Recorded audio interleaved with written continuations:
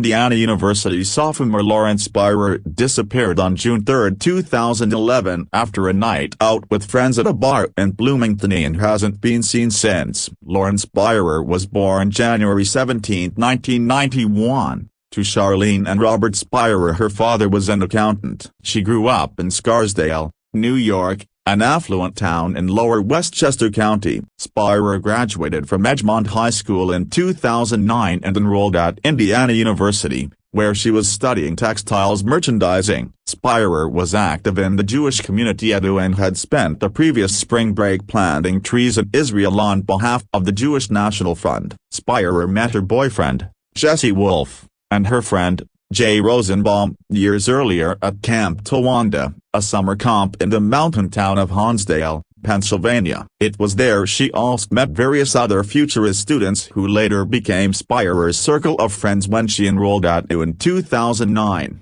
On the night she disappeared, Spierer was drinking with several friends. Wolf stated that he did not go out with Spierer or her friends that evening, texting back and forth with Spierer before he went to bed. According to witnesses, Spierer was very intoxicated. Bloomington police used video surveillance footage and witness statements to create a timeline of Spierer's whereabouts before her disappearance. There was surveillance footage from several buildings and streets that captured Spierer around campus the night she vanished. But then, she was just gone. Lawrence Spierer was 4 feet, 11 inches tall, weighed 95 pounds, and had blonde hair and blue eyes. She was last seen wearing black leggings and a white tank top with a white shirt over it. But despite such a detailed description for the authorities, no progress was ever made. Although the investigation into Spierer's disappearance has lasted more than 10 years, nobody has ever been charged, and the 20-year-old woman's body has never been found.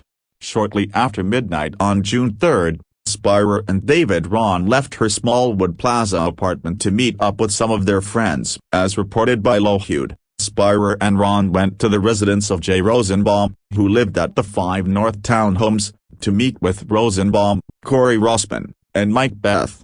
At approximately 1:30 a.m., Spierer and Rossman left Rosenbaum's townhome and went to Gilroy's Sports Bar. As reported by Lougheed, they arrived at the bar at approximately 1:46 a.m. and left at approximately 2:25 a.m. After leaving the bar, Spierer and Rossman walked to the Smallwood Plaza apartments. It was at the apartment building that they were reportedly confronted by a group of young men sometime between 2:30 and 2:42 a.m. According to Rossman, he was attacked by the young men, who struck him in the face and head. Lougheed reports Rossman told authorities the resulting wounds made it difficult for him to recall what happened directly after the attack. Surveillance cameras recorded Spierer and Rossman leaving the Smallwood Plaza apartments and walking back toward the 5 North Townhomes between 2:48 and 2:51 a.m.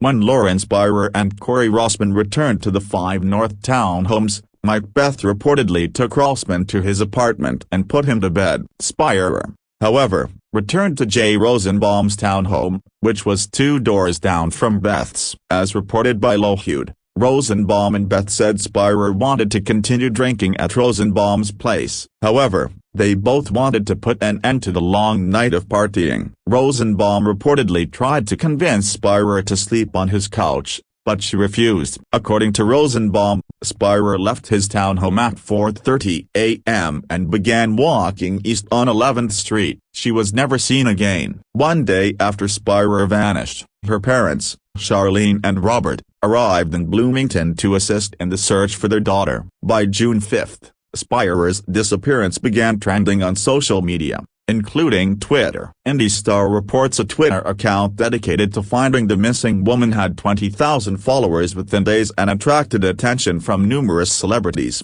Throughout June of 2011, authorities revealed more details about the morning Spierer vanished, including maps, enhanced surveillance images, and a timeline from the time Spierer left her apartment to the time she was seen walking down 11th Street.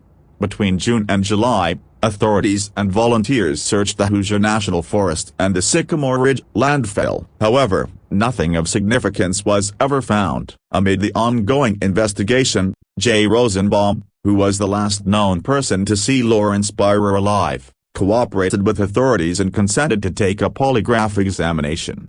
Lauren Spierer's boyfriend, Jesse Wolfe, was not present when she went missing. However, it has been suggested that he had something to do with her disappearance. As reported, some people have suggested the group of men who attacked Corey Rossman outside the Smallwood Plaza apartments was sent by Wolfe. Other theories suggest Wolfe may have abducted her himself. On the day she vanished, Lauren Spierer had a couple of friends over to watch a basketball game and drink some wine at her apartment. She had met some of her circle of friends years earlier at a summer camp in Pennsylvania, including her boyfriend, Jesse Wolfe, and friend Jason Rosenbaum. On the evening in question, however, Wolfe was at his apartment when Spierer texted him that she was going to sleep after the game. At some point, she instead went to a party at Rosenbaum's townhouse 2 blocks away.